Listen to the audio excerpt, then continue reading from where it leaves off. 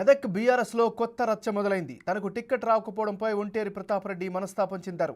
తనకు టికెట్ రాకుండా MLC Yadav Reddy, election Reddy అడ్డుకున్నారని ఆగ్రహం వ్యక్తం చేశారు.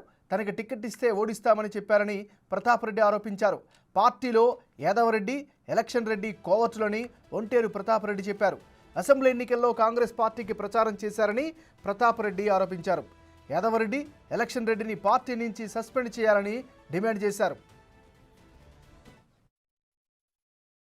తెలుగుదేశం పార్టీలో ఉంటే తెలుగుదేశం పార్టీ ద్రోహం చేసిండు.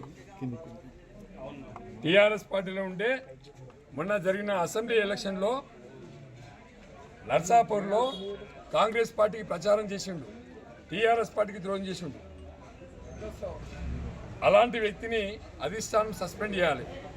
TRS party MLC Yadav Reddy గారు విత్ ఇన్ ద పార్టీలో ఉండి పార్టీకి వ్యతిరేకంగా ప్రచారం చేస్తున్నటువంటి యాదవ్ రెడ్డి గారిని, ఎలక్షన్ రెడ్డి గారిని అధిష్టానం వెంటనే సస్పెండ్ చేయాలి అని చెప్పి నేను డిమాండ్ చేస్తున్నాను.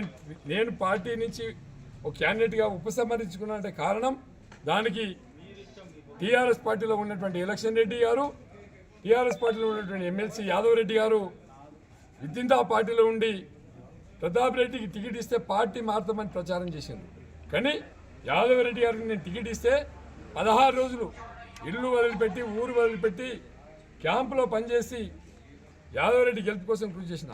ఎలక్షన్ రెడ్డి చరిత్ర రావా, దొంగ రోడ్ల చరిత్ర ఎలక్షన్ రెడ్డిది. ఆయన డీసీసీబీ చైర్మన్ ఉన్నప్పుడు ఆయన ట్రాన్స్ఫార్మర్ల మీద కమిషన్లు తీసుకున్నాడు, ట్రాక్టర్ల మీద కమిషన్లు తీసుకున్నాడు. దొంగ నోట్ల చరిత్ర ఆయన ఏపీ ఐడీసీలో ఉన్నప్పుడు, ఏపీ ఎస్ఎఫ్సీలో ఉన్నప్పుడు అక్కడ కూడా భూ అక్రమాలకు పాల్పడ్డాడు. ఆయన చరిత్ర దొంగ చరిత్ర. ఎలక్షన్ రెడ్డి అంటే దొంగ నోట్ల చరిత్ర.